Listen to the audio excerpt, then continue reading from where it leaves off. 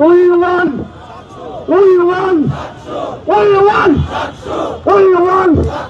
20 তারিখে সবাই বলো আমার জন্য আমার ভয়ে খেলেন না, সেই কথা তো বলেন না, আমার ভয়ে খেলেন না, সেই কথা তো বলেন না, আমার ভয়ে খেলেন না, সেই কথা তো বলেন না, আমার ভয়ে খেলেন না।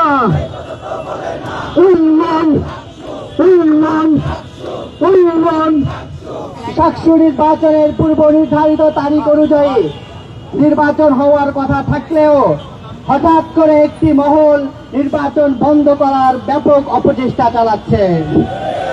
আমরা স্পষ্টভাবে দেখতে পাচ্ছি একটি চাঁদাবাজ ছাত্র সংগঠনের কিছু অছাত্র ক্যাডার মহাপাতি করে ছাত্রদের গণতান্ত্রিক অধিকার লঙ্ঘন করার চেষ্টা করছে। ইতোপূর্বে বিভিন্ন বিশ্ববিদ্যালয়ের মেধাবী শিক্ষার্থীরা এইসব মদবাজ আর চাঁদাবাজদের যেভাবে লাল কার্ড দেখিয়েছে, ডাকসু নির্বাচনেও শিক্ষার্থীরা একইভাবে তাদেরকে প্রত্যাখ্যান করবে ইনশাআল্লাহ। আমরা এবং দেশবাসী স্পষ্টভাবে অবগত হয়েছি যে তারা হারার ভয়ে নির্বাচন প্রত্যাখ্যান করার চেষ্টা করছে। এর আগেও সকল ছাত্র সংগঠন নির্বাচন অনুষ্ঠিত হওয়ার পূর্বে তারা নানাভাবে ঝামেলা তৈরি করেছে। সামনে জাতীয় নির্বাচন, আমরা ইন্টারিম গভর্নমেন্ট এবং ইলেকশন কমিশনকে স্পষ্টভাবে বলে দিতে চাই, আপনারা নির্বাচন বাস্তবায়নের ক্ষেত্রে যত প্রকার অপচেষ্টা আছে সকল অপচেষ্টা আপনাদের রুখে দিতে হবে। যদি রুখে দিতে ব্যর্থ হন তাহলে দেশের জনগণ এই মদবাজার চাঁদাবাজদের কালো হাত রুখে দিবে।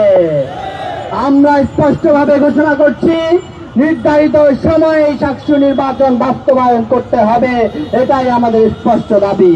ছাত্র সংসদ নির্বাচনগুলো গণতান্ত্রিক বাংলাদেশ বিনির্মাণের প্রথম ধাপ।